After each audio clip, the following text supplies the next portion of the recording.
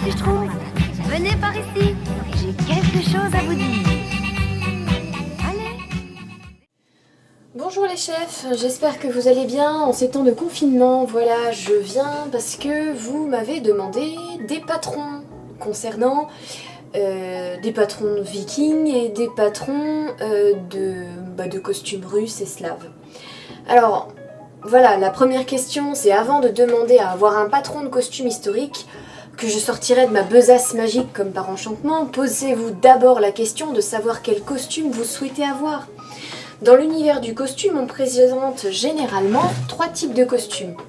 Le costume de scène ou déguisement Playmobil, il va reprendre des codes vestimentaires type hollywoodien qui nous font dire « Ah ouais, ça fait russe » ou alors « ça fait viking », tu vois.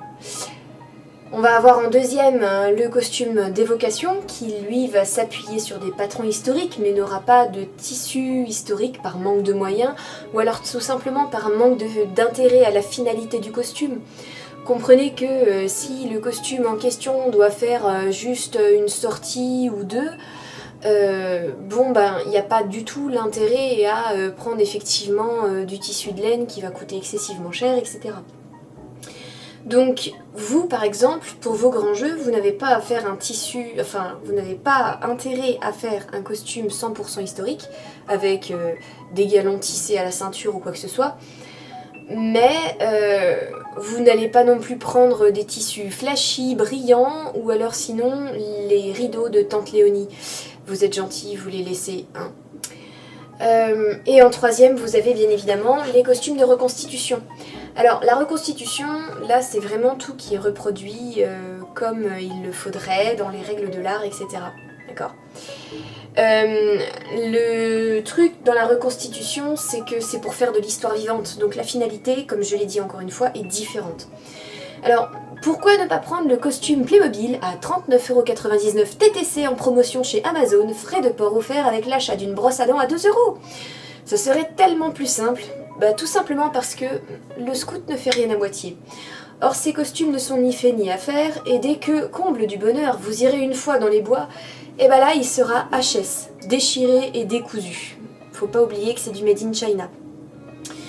Ensuite, c'est anti-pédagogique. Vous donnez un thème d'année, ce n'est pas pour en faire n'importe quoi, mais bien travailler historiquement le thème. Et avec ces costumes, ça n'est pas le cas.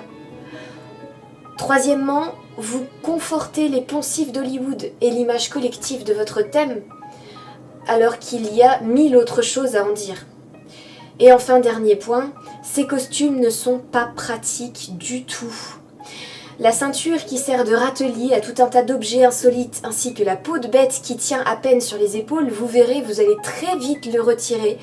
Vous allez retirer tout ça pour la simple et bonne raison que ces costumes sont faits pour faire beau et non pas pour vivre avec celui qui les porte.